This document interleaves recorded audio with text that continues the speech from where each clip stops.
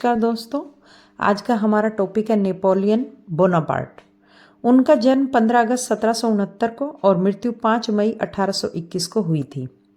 उनका जन्म फ्रांस के अजिक्यो शहर जो कि कोर्सिका द्वीप पर है वहाँ हुआ था। नेपोलियन 4 भाई और 3 बहनें यानी कि 7 भाई बहन थे। ये लोग अमीर घर में पैदा हुए थे, इसीलिए नेपोलियन को अच्छी शिक्षा मिली थी। उन्हें एक सैनिक बनने के लिए एक सैन्य अकादमी में भर्ती किया गया और उन्होंने 1784 में तोपखाने से संबंधित विषयों का अध्ययन करने के लिए एक कॉलेज में एडमिशन ले लिया। उनकी प्रतिभा को देखकर फ्रांस के राजकीय तोपखाने में उन्हें सब लेफ्टिनेंट की नौकरी भी मिल गई। उनके व्यक्तिगत गुण और साहस को देखकर फ्रांस के तत्कालीन नेताओं ने उन्हें सेनापति नियुक्त कर दिया। इसी बीच 9 मार्च 1796 में उनकी शादी हो गई। पहली पत्नी जोसेफिन से जब संतान नहीं हुई तो उन्होंने ऑस्ट्रिया के सम्राट की पुत्री मैरी लुइस से दूसरा विवाह किया, जिस नेपोलियन ने अपने युद्ध कौशल से फ्रांस को विदेशी शत्रु से मुक्ति दिलाई।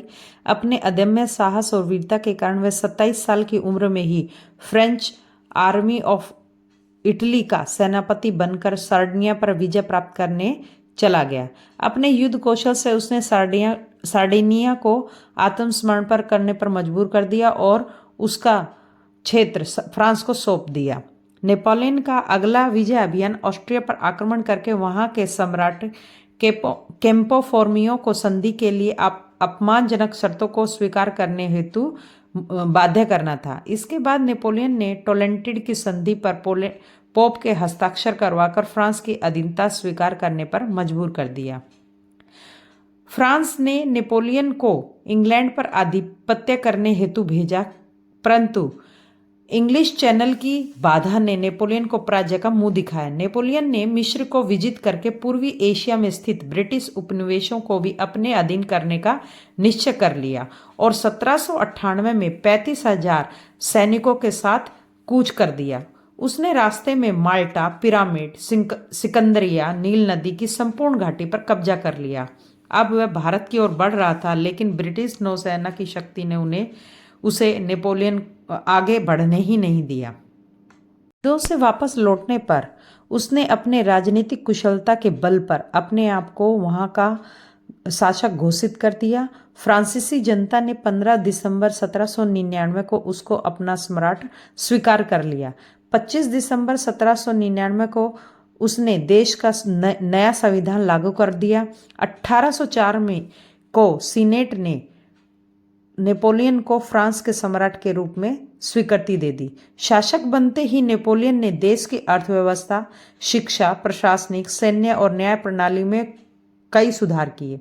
धार्मिक स्थिति में सुधार करने के लिए नेपोलियन ने पादरी के भ्रष्ट और अनैतिक चरित्र को सुधारने, चर्च के विशेषाधिकार को समाप्त करने, अंधविश्वास की आड़ में जनता को मूर्ख बनाकर लूटने और पादरियों की और चर्च की संपत्तियों पर जब्त करने के लिए नया संविधान लागू कर दिया।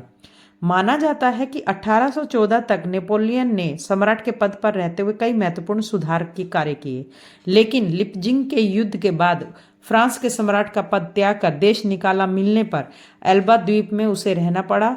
वहां से भाग कर आने पर देशवासियों ने पुनः सम्राट के रूप में उसे स्वीकार कर लिया था। 1815 में मित्र राष्ट्रों की मिलीजुली सेना से वाटरलू के युद्ध में उसे घोर पराजय का सामना करना पड़ा।